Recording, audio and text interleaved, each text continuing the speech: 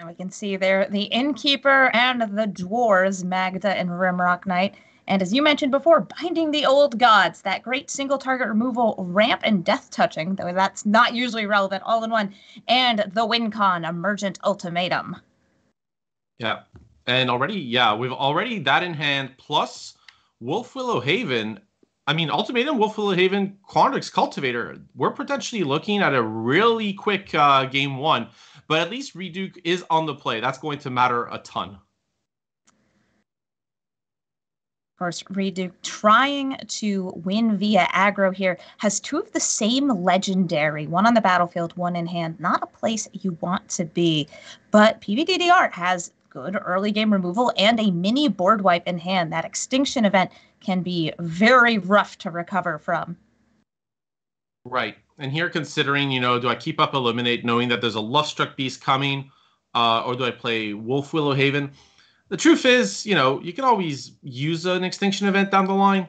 And if you're going to keep up the Eliminate, what are you doing next turn? Playing Wolf Willow Haven anyway, so it makes sense to play it here. You can always cast the Eliminate down the line, especially if Reid decides to attack, make a treasure, and cast a Chariot, which, got drawn. Then your Eliminate's going to look a lot worse, and you'd rather have ramped up to Extinction Event. It's just prioritize having more options. Yep, and this is where we're going to see that ramp is very important, because otherwise there's enough bodies on the board that once Magda attacks, makes the treasure, it would have been Embercleave. So we're going to have to see an Extinction Event taking out all of the even-costed cards, which would be Magda and those 2 tokens. Oh, 3 tokens. Sorry, misspoke there. Yeah, got rid of everything.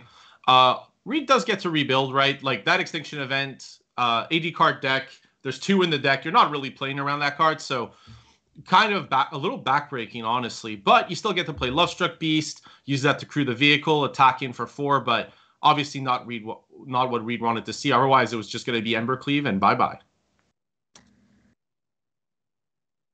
4 damage in, a 5 hive that can't attack on the battlefield. Magda and Embercleave in hand. If there's a Magda getting played next turn, it doesn't necessarily have to do much other than get tapped. You can overcrew a vehicle just to generate treasure. Yep, that's correct. Crew is just at least, right? You can always, of course, overcrew.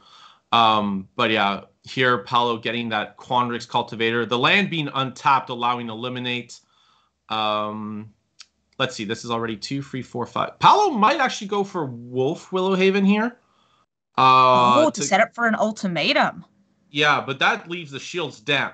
Now, what Paulo's considering is, look, I'm at 12.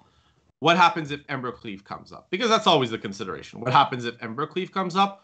That's exactly 12, except you have a free 4 to block. So Paulo probably going to play the Wolf Willow Haven here. I believe that works out perfectly well. You have double black, double blue, triple green. But just, considering all the options, obviously having to eliminate to get rid of the Luftstruck Beast would slow the aggression down. You could draw it on tap land. But I think that the tiebreaker here is, even with Embercleave, it's very unlikely that I go down. So, yeah. PVDDR going for the ramp. That 3/4, it does do a good job blocking. There is a Goldspan Dragon now in hand for Reid Duke, but no double red to play it unless Magda can generate it. Magda, of course, part of that Treasure Dragon Vehicle Dwarf kind of quadrangle of synergy that Wizards of the Coast built in the last few sets. Yeah. I do like tribal cards like that don't really require you to be full on tribal or and are just good on their own, honestly. And we saw that overcrew there. Something you do have to be careful about is not accidentally trying to crew your vehicle with itself. I have definitely done that more than once in Arena. Yeah. And now we see the copying of the treasure token using Essica's Chariot, which gives 5 mana, 2 of which is red, for an Embercleave. Embercleave going on the Chariot. When the Chariot stops being a creature at end of turn, that is going to fall off and it will need to be re-equipped, but that's a ton of damage to face. Yeah. But Emergent Ultimatum mana up for PVDDR. Yep, that's what we're going to see. But yeah, for fans of Manamorphose, apart from the, instead of drawing a card, you get a 2/1, but that's roughly what happened, right? You convert red and green into essentially red, because of the Chariot's copying ability on the token, which is really neat. This Gruul Adventure deck has a lot of sweet synergies, which might come to an end this game, though, because Emergent Ultimatum is a really powerful Magic card. Oh, yes, it is. It lets the player search out 3 monocolored cards, and only the front face of that card needs to be monocolored, which is relevant for Valki/Tybalt. And the opponent then has to choose 2 of them, which will be cast. The other one gets put back into the library. But there are some nasty combinations of cards. Sometimes it will be redundant cards, like I've seen the Shadow's Verdict, and Extinction Event be brought out as a way to say, well, I'm going to wipe your board either way, choose how I do it. And it looks like it's going to be the game-winning combo very often of, do you let me get an 8/8, lock down all of your cards? Do you let me take extra turns? How about this 6/6?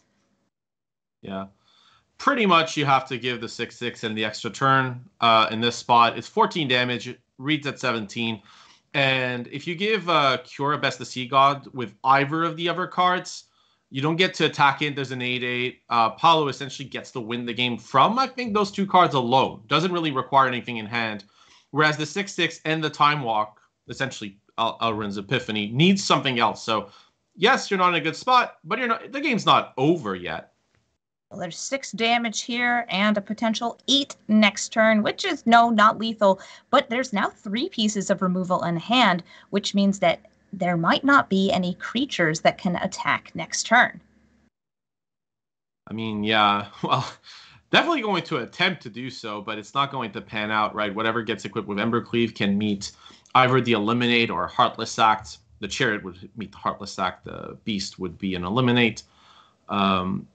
Reid does have the Goldspan Dragon in hand, which and the existence of that red source card being drawn. Yeah, that would be big. Yeah, but that's also why you don't see Paulo attacking with the last creature. It is a blocker specifically for Goldspan Dragon. Oh, and a Bone Crusher Giant from the top of the deck. That is 2 damage as needed and a 4/3 body. Yeah, unfortunately, Reid's mana has not been great this game, so that's going to be the issue. Is you get to, Magda can essentially create 1 treasure, and you can attack with Chariot, but with Heartless Act, it looks like Paulo's going to be able to take this one down just because Reid is locked to only casting 1 spell this turn. Maybe 2, right, if the Magda gets to cruise somehow the Chariot and tap or attack itself and get the treasure, but neither of the, no matter what Reid casts here, I just don't think it's going to be enough. I think Paulo with those Eliminates and Heartless Act, with that Eliminate and Heartless Act, is going to be takeover. Very unfortunately, I don't think Magda will get the opportunity to attack, which is how the treasure would be made here. And going into combat, there's the Eliminate on Magda. She is gone, and that's going to leave Reid Duke with 2 mana up, which is only enough to stomp. But with 8 damage coming back from PVDDR, I think that this is going to go to game 2. Yep, nothing really that Reid can do here. So Paulo going to take down game 1 with the power of Emergent Ultimatum. And I mean, Paulo's hand was really good there, right? You were on the draw, but he had ramp, interaction, and the ultimatum. Kind of everything you'd ever want in this matchup. And now we're going to see sideboarding take place. So none of these decks are running any learn and lessons, which means that there's not any of those slots being taken up permanently. We've seen that for a couple decks this weekend, but mostly just in more casual play, this new mechanic introduced with Strixhaven.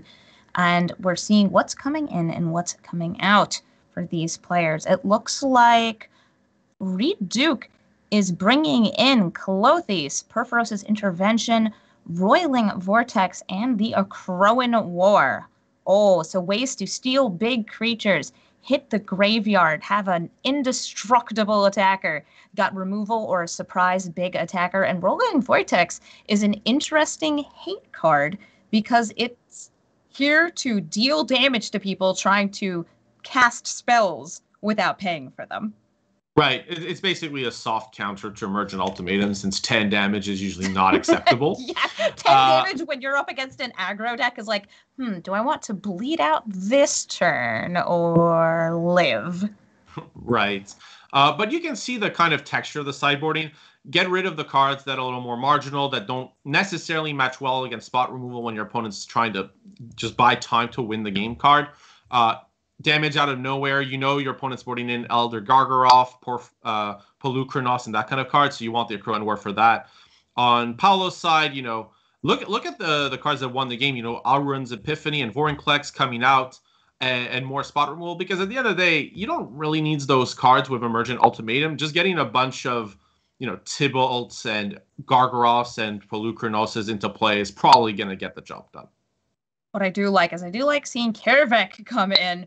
Kaervek gives all other creatures -1/-1 while it's on the battlefield, which means that things like Rimrock Knight and the Lovestruck Beats Heart's Desire and the Innkeeper and Magda just kind of stop existing if it happens to be on the board. Right. And we can see here both players mulliganing, but Paulo's second hand looking really strong. Reid's hand, though, on the play, that's a tall ask. Sure, you get to make you have Lovestruck Beast, essentially. That's why this hand looks potentially keepable, right? You have a curve, you have Lovestruck Beast, but you still need to draw red mana. Red mana and no third land or way to guarantee lining it up. It looks like it is a keep and just hoping to get maybe a pathway or a passage for turn 2. Yeah, any red source, really. Anything that can get a red source, any red source would be great. And PVDDR does have some early game removal and ramp, and that ultimatum in hand. Yep. Got rid of the Wolfwillow Haven, since you get to play Eliminate and Cultivate. Cultivate kind of undoes the mulligan. At least we get to get a game of Magic, because that Mountain just got drawn. Mountain means that things will actually happen on turn 3. Things like Lovestruck Beasts. Big, mighty 3-mana 5/5s that get eliminated from the battlefield. Yep. And, that's the power of kind of the spot removal, right? Is now Reid needs to redeploy a Fret, because Paulo played a spot removal essentially on turn 2 and kind of invalidated Reid's turn 3. Plus, there was no action on turn 2. So this gives Paulo the chance to just go for Cultivate. Paulo considering it. Maybe I want to keep up this disruption. Or play it out here and keep up another Eliminate. I'd be surprised not to see Cultivate, just because you get access to those options later anyways. I think Cultivate giving 2 or more options next turn is going to be very big. But this is a decision that needs to be made. Do you go for this kind of proactive removal of the Jawari Disruption, or do you have this Eliminate held up, or do you ramp, just hoping to use both of those next turn? It looks like because PVDDR has enough mana to cast both of them next turn anyway, with the Bark Channel Pathway in hand, it is less of a consideration. Yeah. The issue with this line is that if you do cast the Disruption and Eliminate and don't draw another 2-drop, you kind of just play Cultivate a turn later. If you're worried about Chariot, this is actually this line makes a lot more sense, right? If your concern is the Chariot, then you have Disruption for that and Eliminate for anything else. And I do literally mean anything else that gets played. So that's the idea, is Chariot would be a problem. So I need to be able to stop it. So that was the consideration there for not playing Cultivate. And now we're seeing Heartless Act and Jawari Disruption being held up. And that Jawari Disruption, once there's enough mana on the battlefield, can just be played as a land for PVDDR. Yeah, and this is going to be really funny, because essentially Reid drew Edgewell Innkeeper, which looks great, right? You get to essentially cast your Bone Crusher Giant. But it does run into this disruption, potentially, as a result of having that 1 extra mana being used up. And there is the Disruption being hovered here. Going to stop it on the stack. Edgewell Innkeeper still draws a card from the cast trigger of the adventure, or adventuring creature. And now there is a Heartless Act ready to take out any other threats that may land. So without any basic lands in hand, Paulo is going to be getting a land onto the battlefield and in hand here, and is able to keep up the Jishwari Disruption and the Heartless Act again. Being able to time this ramp is also very big with the Emergent Ultimatum only a turn or two away. Yeah, but this decision was made on turn 3, right? On turn 3, Paulo had the option to cast Cultivate, decided not to. The whole plan was to cast it on turn 5 with a 2-mana Disruption spell on top, with the view of, I'd rather have my interaction up every turn just in case, because I don't need to ramp right away. So that decision was made from turn 3, and you can kind of see it panned out. And even deciding to use the land here because, there's no other, so you get to cast Ultimatum next turn. And with 2 1/1s in play, probably not worried about anything too scary coming out of this. And that says a grand total of 2 damage from the Edgewall Innkeeper and the Heart's Desire token. And now a Despera Sentinel, which is a way to on-demand tap your Magda. But it's ultimatum time. The Emergent Ultimatum back again to fetch those game-winning cards. Oh, there's still the Alrund's Epiphany in the deck. Okay, so... There's an Alrund's Epiphany, there's Karavek, there's Cure Best of Sea Gods, and there's probably going to be Vorinclex grabbed. Yeah, the Cure Best of Sea God for sure, because that's a card that the Gruul deck just won't be able to handle. Then it's a little difficult. I like where your head's at with the Karavek, because you get to essentially destroy your opponent's board. I don't think the Cure, when you're looking at this, right, and you get the Epiphany, you're not going to get given the you're just not going to get given the Cure Best of Sea God. That's the card you believe will be shuffled in, so it's whatever 2 effects you want. Elder Gargaroth, if you get a guaranteed attack, does give you essentially time, and having a Tibalt in play plus an extra turn also really powerful. So you're trying to find a card essentially here that combines extremely well with that extra turn. Yep, and we did see the Valky/Tibalt there. So it's an interesting interaction. Emergent Ultimatum can only grab multicolored cards, or only monocolored cards. That Valky is on the front face black, but it is an MDFC, which means that you can play the other side of it and play Tibalt. It is so strange to see Tibalt as a powerful game-winning planeswalker, knowing his history. Right. To be fair, the front side is called the God of Lies, right? So that kind of works out, I think, with the whole thematic of what's going on here. But from a rules perspective, right, it's like Emergent Ultimatum tells you that it's only monocolored cards, and then Valky comes along and goes like, nah, you shouldn't believe everything you hear. But, yeah, wow, okay. Wow. That's decided to give the Cure. That's the Sea God. Yeah, that means that there is going to be 2 triggers that on this saga. I do like this. The Magda taps and it gets a treasure out. Yeah, all that advantage, but it's kind of a double time walk because you get to attack here and your opponent's board is tapped out. Yeah, and I mean, this is back. 10 damage. Plus, I mean, Paulo... okay. I think Paulo shook the head there because Paulo was hoping for an untapped land to kind of put the Yorion in hand and be able to reset the Cure Best of Sea God, which would just be game ending. But doesn't manage to get it in time, so the Cure Best of Sea God will be gone by the time the Yorion comes around. Said we're seeing the Yorion go to hand and the Heartless Act be held up.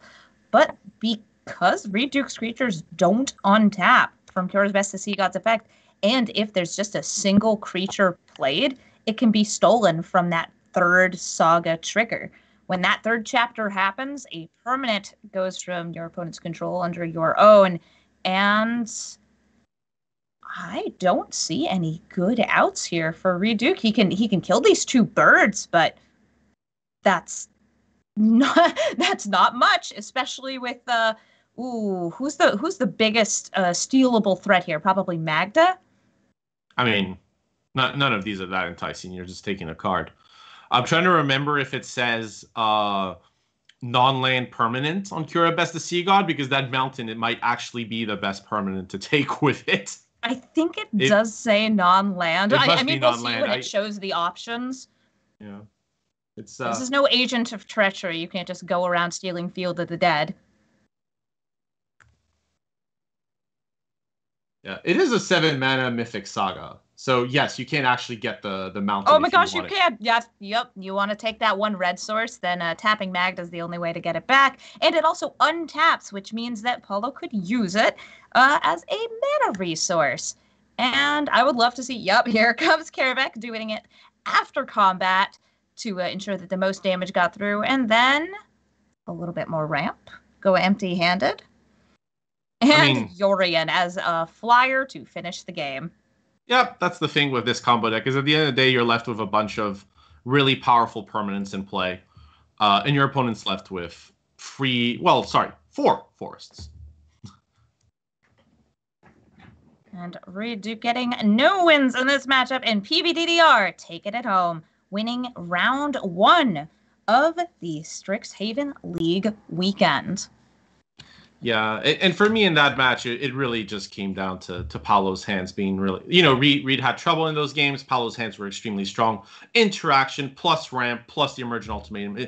When the deck does that, when it can interact with the opponent, when it can accelerate its mana, and on top of that, it has its game-ending piece, that's really why you're playing that deck. And when all the pieces come together, I mean, it's really going to be hard to beat, especially when, Reid kind of, honestly, drew a little poorly. Had trouble with the mana, not too much pressure. Turn 4 beat down kind of Ember Cleave to win the game, which would have been stopped by removal, but still, that's the strategy for that Gruul deck.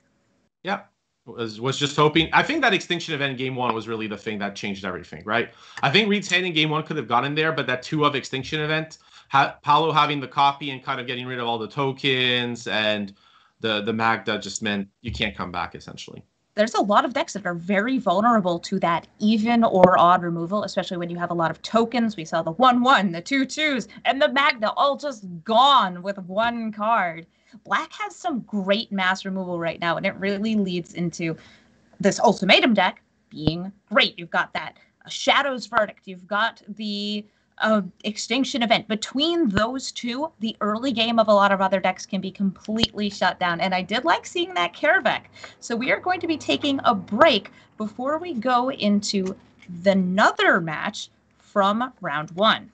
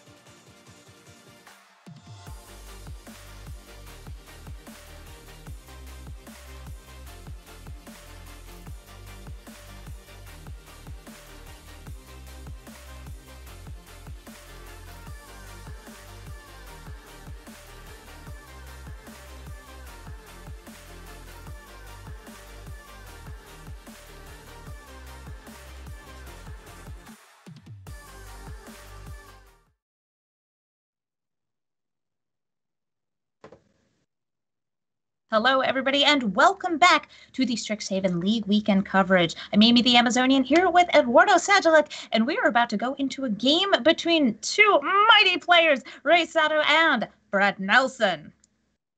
Yeah, I mean, really at the top of the standings, and I mean, you're banking everything on this weekend, and you're bringing to the table Izzet Midrange and snow tap lands in Volatile Fjord. So that's Brad Nelson's take on standard. I want dragons and I want things and I want cheap interaction. But it actually turns out to be a good call because Rei Sato decided to go for Jeskai Cycling. So all that cheap interaction is going to look really good in this matchup.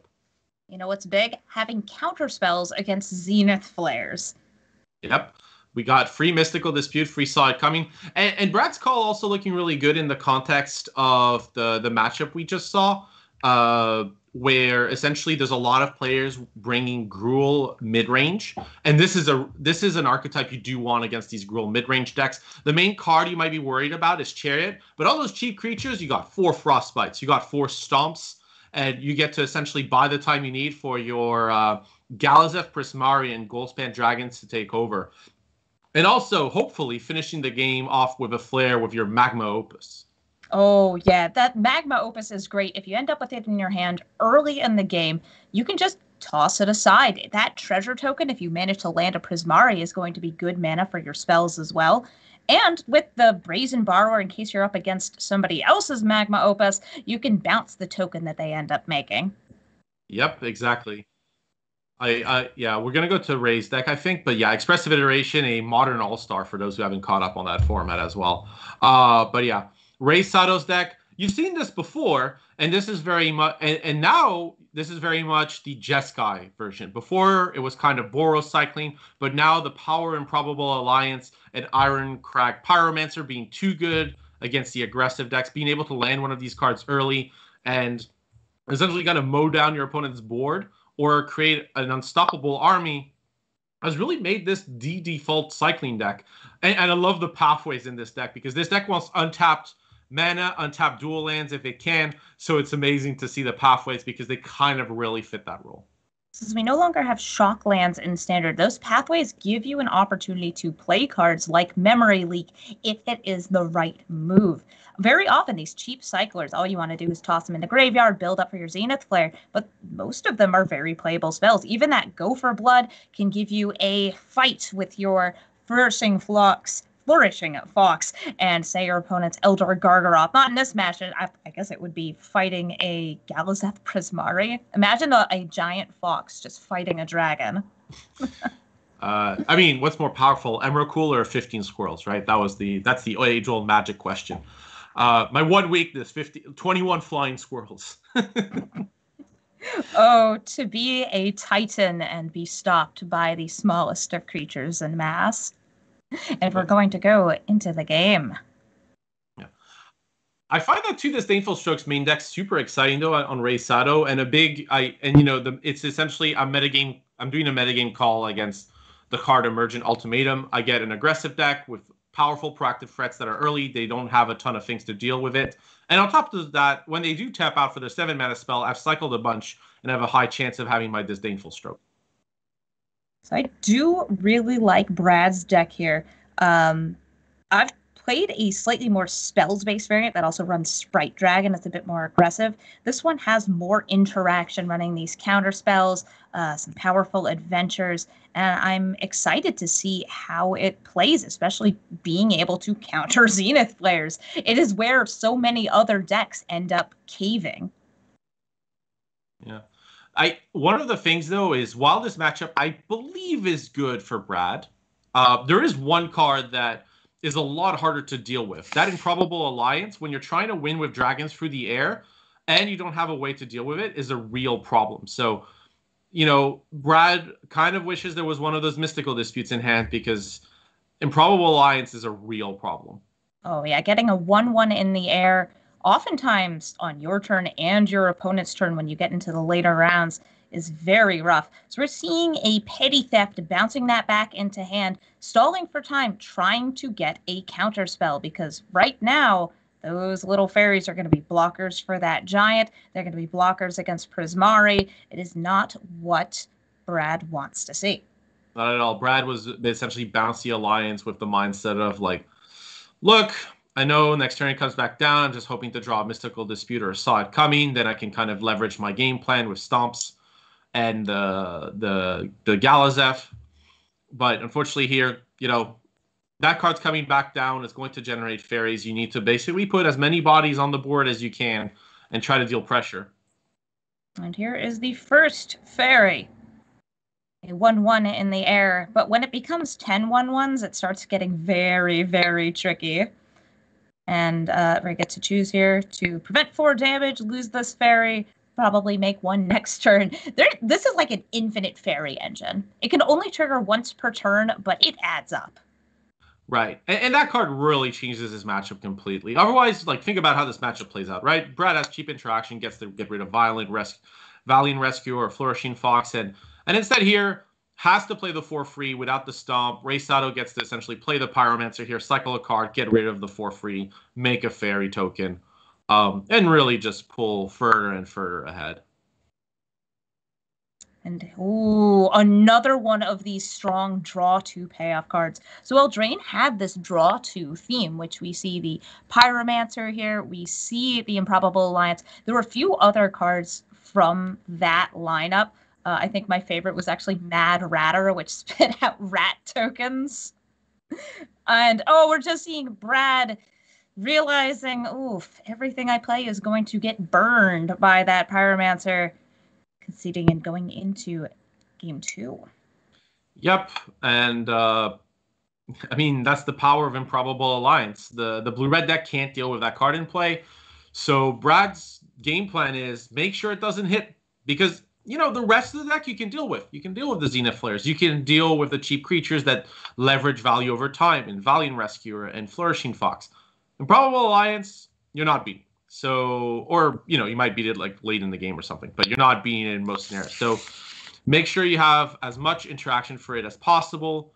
And we even, the Brazen Borrows coming out, because they are probably one of, at their worst. There's almost nothing to bounce. And a lot of the permanents you do bounce just get cycled. Yeah. By the way, these red cap melees and shredded sails from Rei Sato, I don't think there's a matchup where they would look better.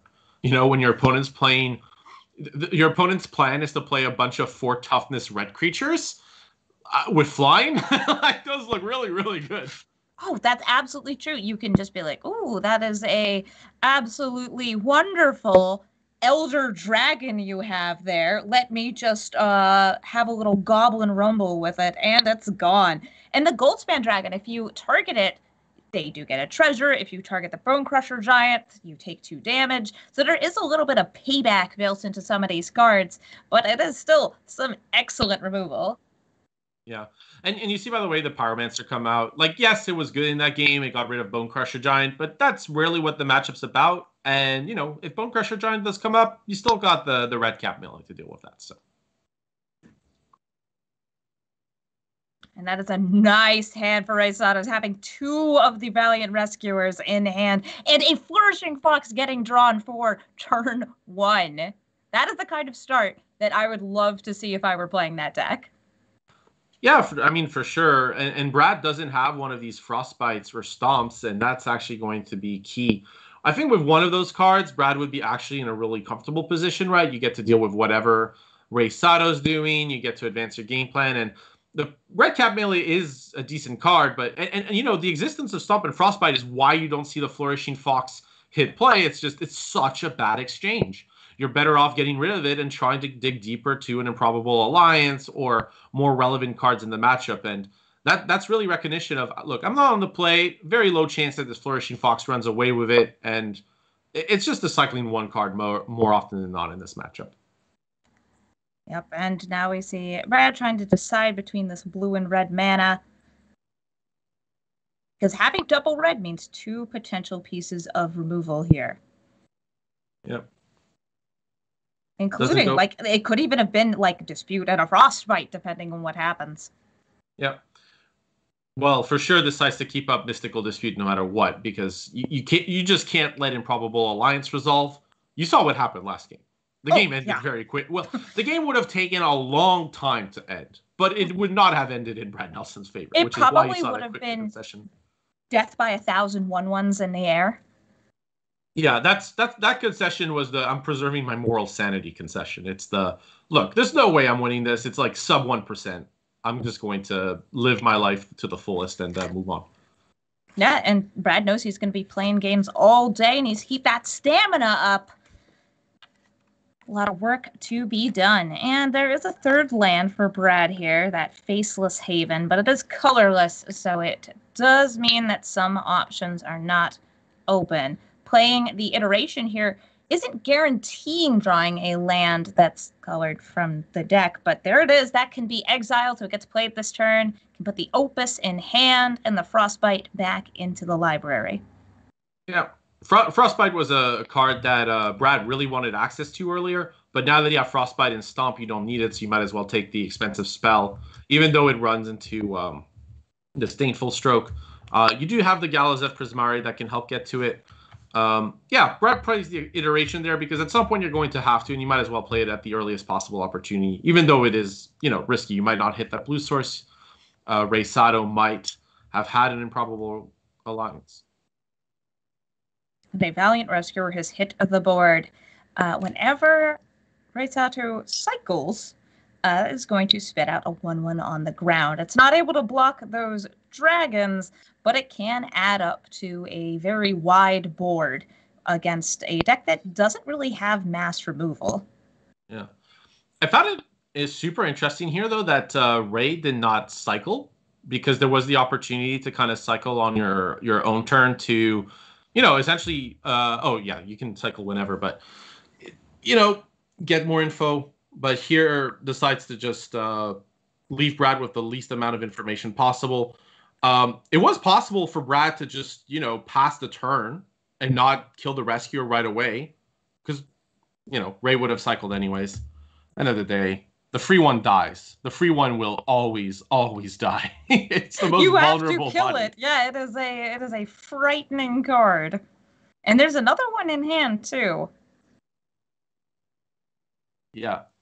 I mean, the Fox is kind of interesting here from Rei Sato. The idea is if it dies, it's okay. I'd rather have pressure. And I'd rather, run for the removal. And if Brad doesn't have that third piece of removal, this Valiant Rescuer does get to survive. I like the cycling, though. At the end of the day, it's just very unlikely that it gets there. And, decides to keep the free one for a turn where it makes more sense. And you have to keep up Disdainful Stroke this turn as well. Yeah, there's a lot of very counterable dragons like Galazeth Prismari. And that Disdainful Stroke's going to do some work. Or we might actually see... we might see a play that acknowledges the blue mana being held up. We see that hover. We see the hover, the little white outline over that volatile fjord. Like, oh, you have a snow land, and it can generate blue or red mana. What is it safe for me to do? Is it safe for me to use this Disdainful Stroke, or will it get countered? And of course, Rei could always follow up with the Shredded Sails on the next turn, and Prismari will have made a treasure at that point, allowing for the negate to come out.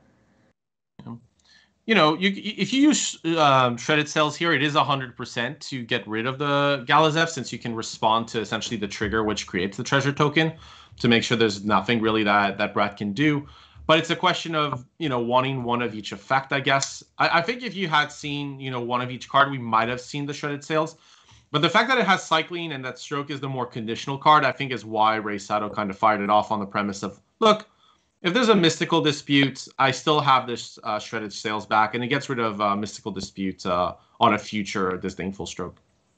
There we go. Shredded Sails, not enough mana to negate or do anything else here. I guess there goes Galazeth Prismari. But there is a treasure now on the battlefield. Can't be tapped for spell mana anymore, but it's still a one-time use mana of any color. I love treasure tokens. I'm so glad we keep getting those back.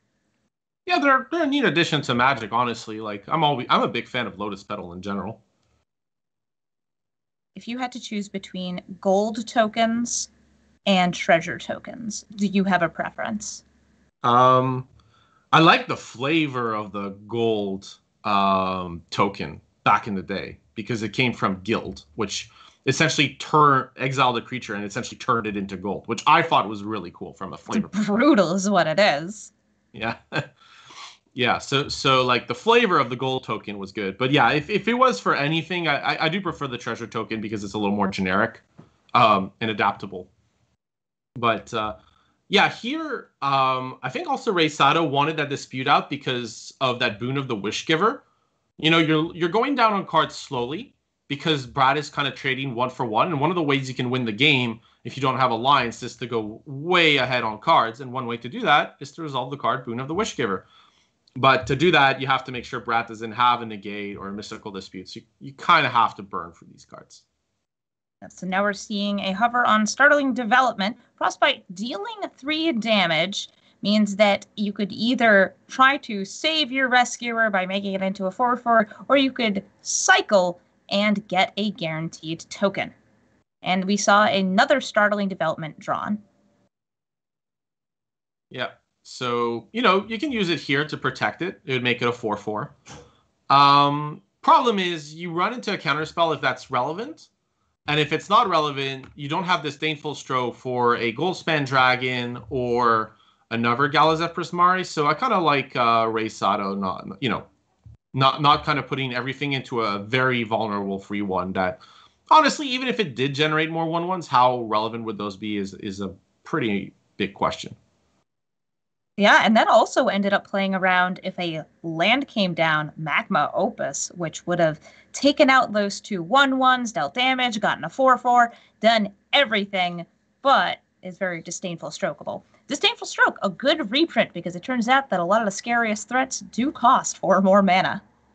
Yeah, I mean, the one thing with Disdainful Stroke that makes it extremely good, and the reason well, apart from the fact it's reprint, but the reason it sees so much play in standard formats is because it's one of those cards where if you do make it happen, you're always ahead. You're paying 2 mana to stop a spell that's 4 or more. So it's a card that you're always ahead if it does work out. And that's something really important in formats where you don't have a ton of spells per turn or high turn density. Oh, and there's the Startling Development. Yeah. You know, the token's going anyways. So this isn't like a very high cost to kind of risk out here. Again, tapping Brad's mana. Interestingly, Rei Sato removed the Ironcrag Pyromancers. So this red cap melee that Brad decided to keep off rather than bottom with Fire Prophecy, let's be honest, it's very bad in this matchup now because the 0/4 is boarded out. So at that point, what are you really trying to hit with red cap melee? So well, you can kill a 1/1 with it. Yeah, and sacrifice a land. Is that what you have to do? Yeah, that's yeah. So honestly, I think Rei Sato kind of came ahead during the sideboarding because understands, you know, look, there's these red cap melees coming in. Yes, the 0/4 would be okay, but it needs a lot of time. It is a card and it trades down to a 1 mana card. So Rei is kind of trying to play this game where you trade up on mana, right? You trade Disdainful Stroke for the heavy threats, not play a 0/4 and then trade that down for a 1 mana spell. And I think that's really, you know, fundamentally Rei's plan is I need to use much more of my mana every turn. So I'd rather make sure that I'm never tapping out, letting Brad resolve a because that's a good way to lose the game, right? Your opponent, you cast a 0/4, your opponent like goes Galazeth Prismari, I'm going to use the treasure and red cap melee your 0/4. At that point, how are you coming back? Not very easily. So I really like Rei Sato, and I think Rei Sato actually outsideboarded Brad in this specific match. Got those pro plays from pro players. And there is still that Zenith Flare inherent. Hopefully we can see that it is at 8 potential damage. But with a Sod coming, I think that Brad has, you know, maybe seen into the future a little bit, got that good future sight going. And now there is almost enough mana for that boon of the Wish Giver. Oh, and cycling, well, not really cycling, but discarding this Magma Opus to get a treasure token while only 1 mana away. Okay, Brad. think the plan, let's see, was to activate Faceless Haven, right, and keep mana up, so probably worked it out. But Expressive Iteration is really nice here. You get to essentially... my god, and that is a great hit. That dragon is a wonderful way to start getting even more damage in. Yeah. Not a good turn to cast it now, just because you would run into Disdainful Stroke with nothing, because you only have one treasure. So at that point, you just lose to Disdainful Stroke rather than being able to protect the dragon. I think we'll see Rei Sato fire off the Zenith Flare on the Faceless Haven. With, you know, because you kind of have to. Or, oh, okay, on the Bone Crusher Giant. Sorry, there's another Faceless Haven, so you might as well get rid of the threat that doesn't cost mana. Brad might respond with a Saw It Coming here.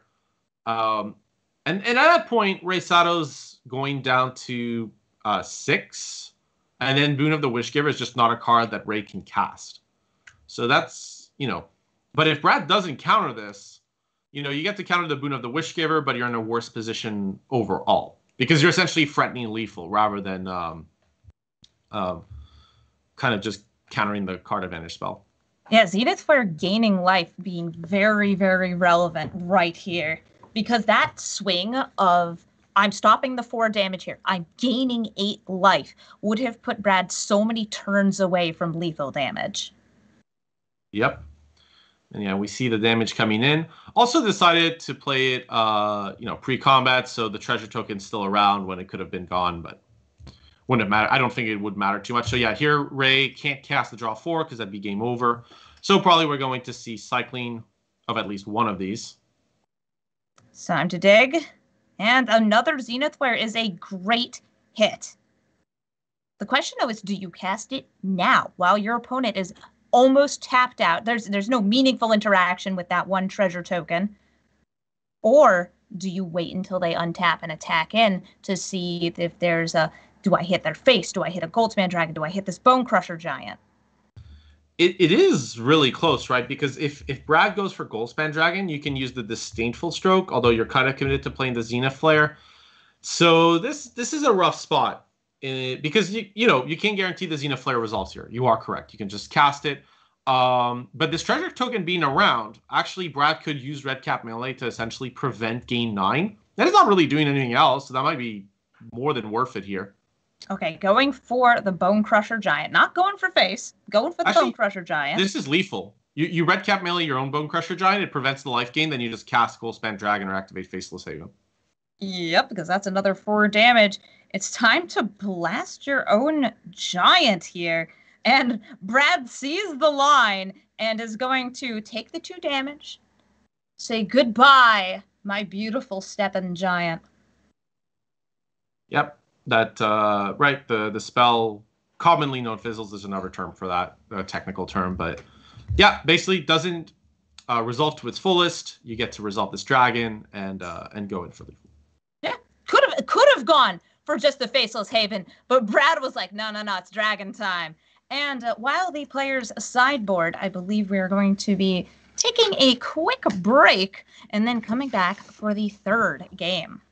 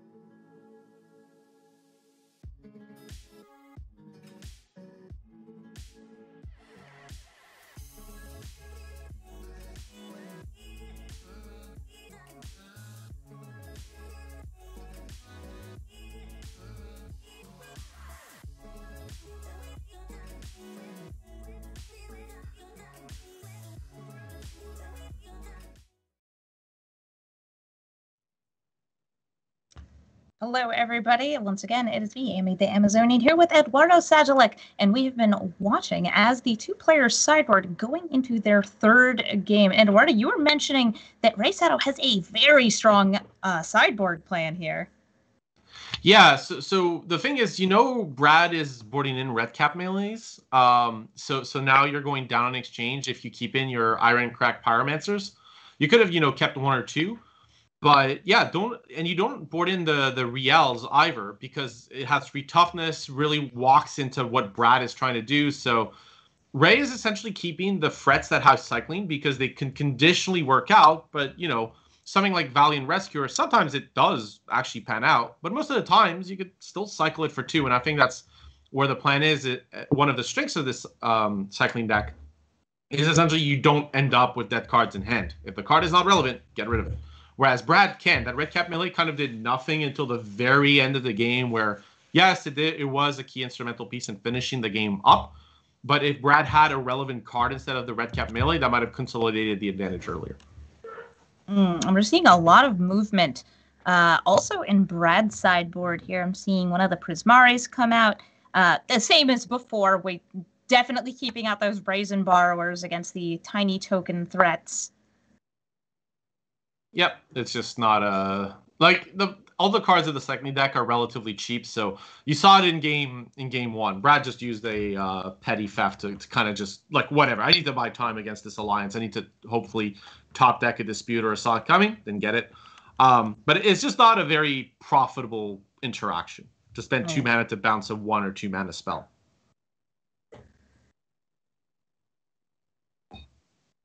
And we're going to get into the game here.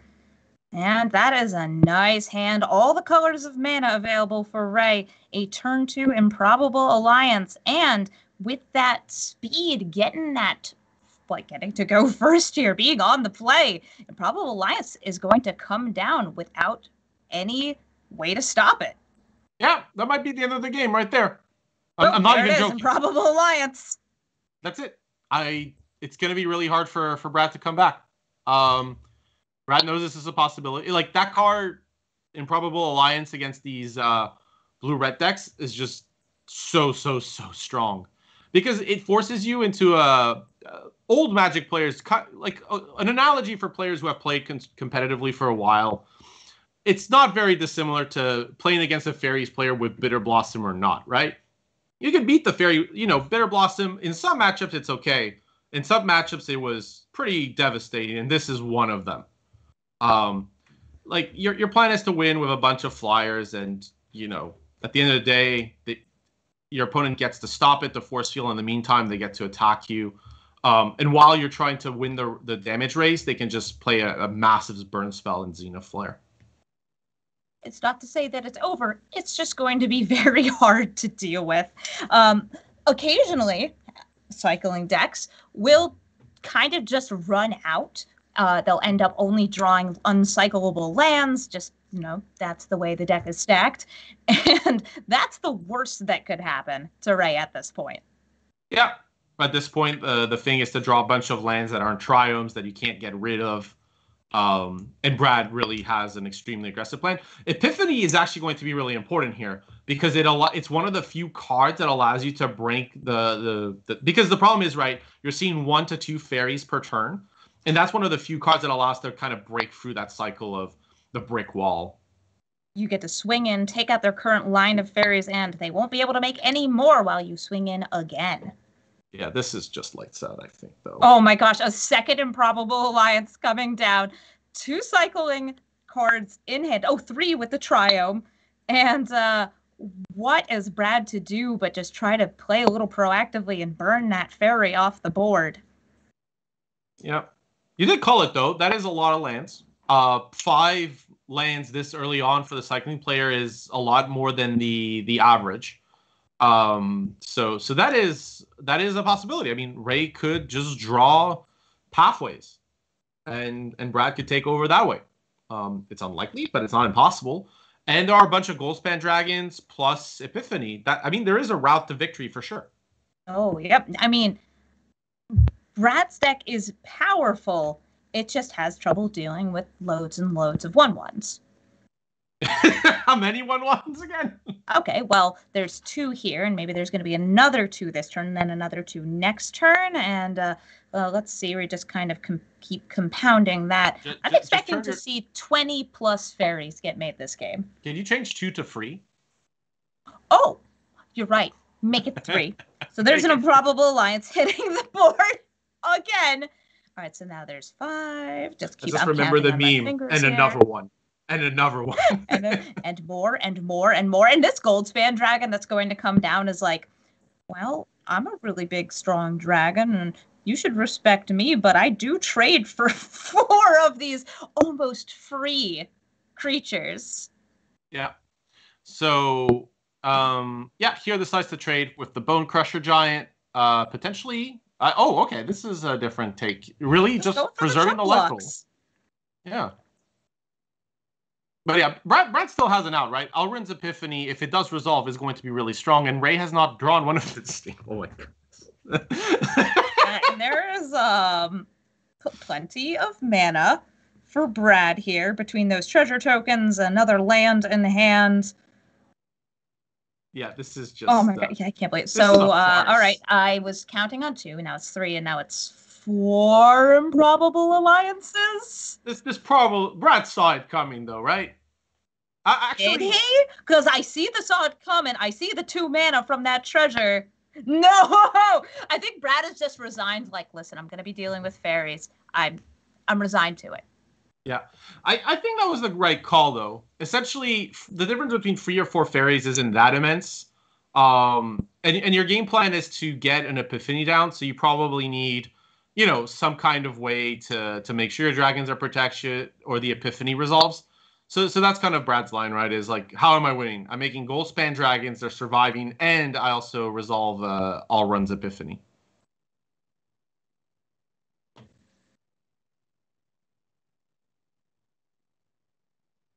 There's the choice here to look for some more cards. That's a good card.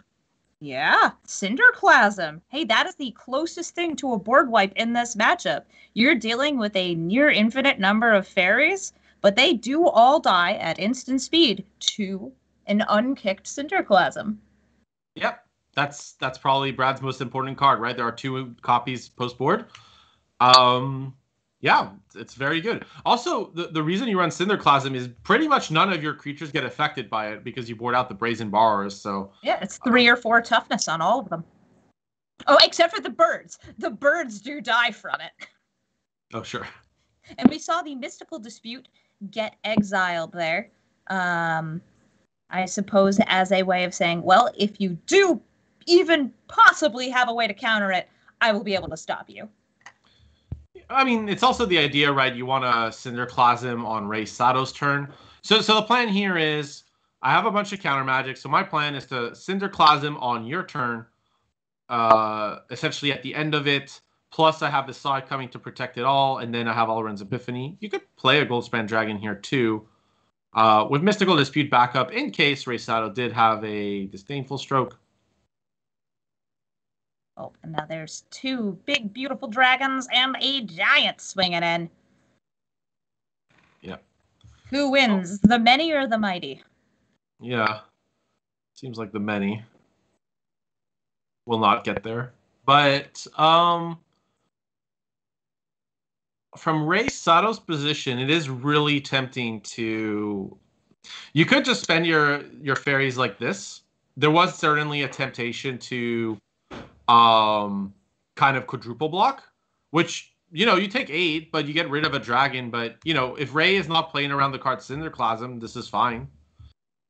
And unfortunately didn't have a second red source, so couldn't even Shredded Sails end of turn. Although, against Mystical Dispute, well, it would have been relevant, right? Because you get to do it before the dragon attacks, but then Dispute gets fired off. So, yeah, Dispute was just Brad's insurance of, you can't do anything.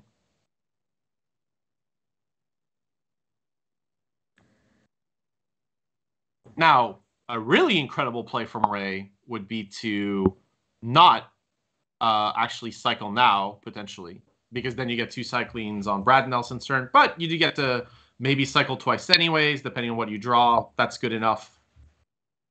So it looks like Rei is going for the maximum fairies here, holding up that shredded sails and a potential double cycle next turn. Yeah.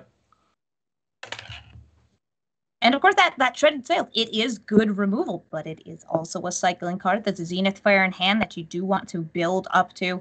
With the Foretold card, you know it's either going to be Saw It Coming or Alrund's Epiphany in this matchup. I also think this is why Rei Sato wasn't interested in trading. With the fairies, it's essentially this idea of, look, at the end of the day, I'm attacking, I'm ahead. I just have to wait for Brad to cast a card to kind of change the situation. And taking 8 allows Brad certain lines, like resolving an Epiphany and kind of winning from there is enough. So, yeah, this is kind of one of those games I'd want to rewatch to kind of, because there were a few close-ish decisions, right, that do make it matter. Even though, there's 4 probable alliance, which is hilarious. Yeah, the fourth improbable alliance I did not expect. And I do love that with 4 of them here, that double cycle is actually going to do as much damage as casting the shredded sails, because you can just throw out 4/1/1 fairies and you're also replacing the cards in your hand. Yeah. It's also uncounterable, which is nice because it is a cycling effect and nobody's playing Whirlwind Denial here. Yep. By the way, this is not only a ton of damage, but because of all the mana generated from these treasures, you get to get a Epiphany down, with counter magic. So let's see. We can kind of work out what's going to happen here. 4 fairies get made. Then Brad can kind of use this Frostbite here to deal 4 extra damage. Rei prevents the other one, so that's 16 left. And then there's, you take 4, and then, Brad takes this one down, right? Because there's not enough blockers to deal with 2 turns of beatdown. Yeah. Yeah, basically, Brad, Cinderclasm, Goldspan Dragons generating almost near infinite mana. Much mana. Yeah, so much mana. Plus the Epiphany, allows to take down, basically running around these improbable alliances that would otherwise be a real problem. Yeah, so there is 8 mana from those treasures, and still the Faceless Haven right here. Oh, how I love it. Yep. Yeah, that Faceless Haven was super important. And obviously, Rei's not playing around the card. Alrund's Epiphany, but, going to get the bad news soon. Doesn't really matter how you block this, because it's essentially all about preventing the damage.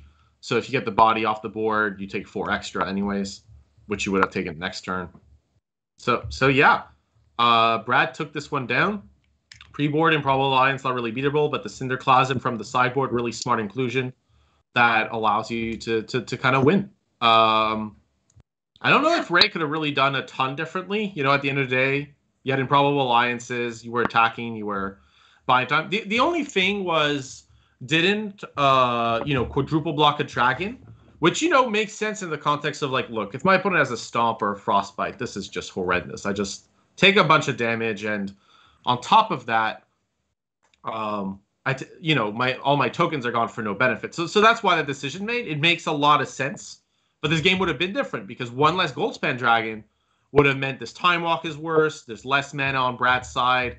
The attacks wouldn't have happened. So yeah, but doesn't mean it was a wrong decision. Just means the game changes as a result. Yep, and we're seeing Alrund's Epiphany here. This is a card that will allow Brad to take an extra turn. He's also getting 2 little birdies. And he's going to get to swing in for lethal. There we go. It's 2 dragons, a land, which is also a dragon, and 2 birdies closing out the game. And it looks like Brad Nelson's going to be taking home a point in round 1.